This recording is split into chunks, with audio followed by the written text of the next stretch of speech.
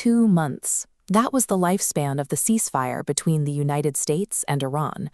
Before the 60-day window could close, fresh strikes ended the geopolitical calm, returning the region to active hostility. The escalation began with a drone strike targeting 2 commercial ships, the Ever Lovely and the Kiku. These tankers were hauling millions of barrels of crude oil when they were hit. The strikes occurred in the Gulf of Oman, at the doorstep of the Strait of Hormuz. This narrow channel serves as the primary maritime bottleneck for the world's energy supply. The fallout forced the United Nations to halt an ongoing rescue operation. Thousands of maritime crew members, stranded for months, remained trapped as their evacuation routes transformed into active war zones. To execute these strikes, Iran utilizes highly mobile, small-scale naval fleets. These fast boats swarm and harass massive commercial freighters, making them difficult for traditional navies to track and counter in real time. This tactic creates a tactical dilemma for the United States.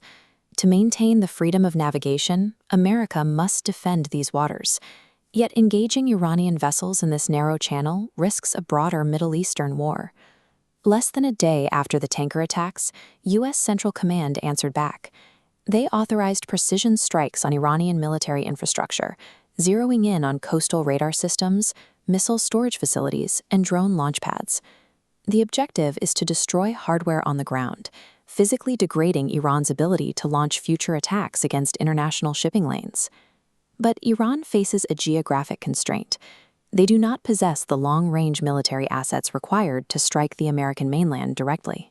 Iran launched a volley of ballistic missiles and drones across the Persian Gulf, targeting U.S. allies like Kuwait and Bahrain.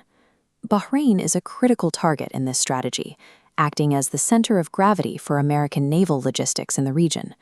Bahrain hosts the U.S. Fifth Fleet headquarters.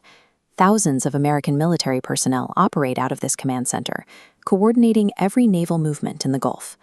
By targeting a sovereign neighbor, Iran is signaling to the rest of the Gulf that hosting American military assets makes them collateral damage in this conflict. That aggression accelerated the timeline. Within 24 hours of the strikes on Kuwait and Bahrain, the U.S. president ordered a second wave of retaliation. These strikes hit 3 coordinates within the Strait of Hormuz: Sarik, Bandar Elenge, and Keshm Island.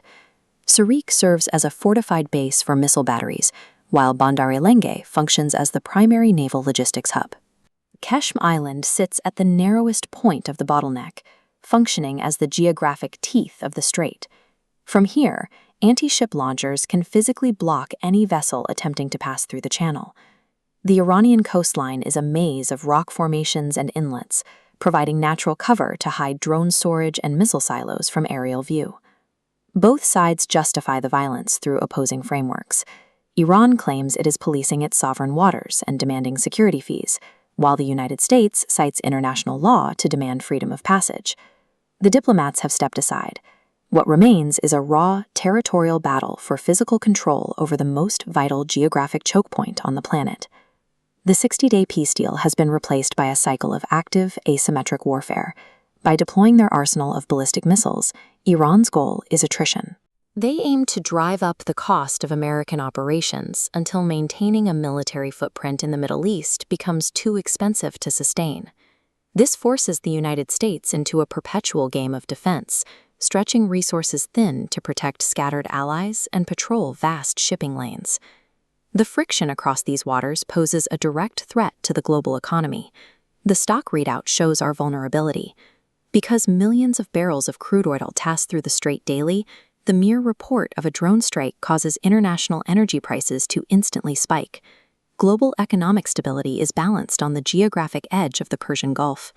A single miscalculated strike could choke off the oil supply and trigger a market crash.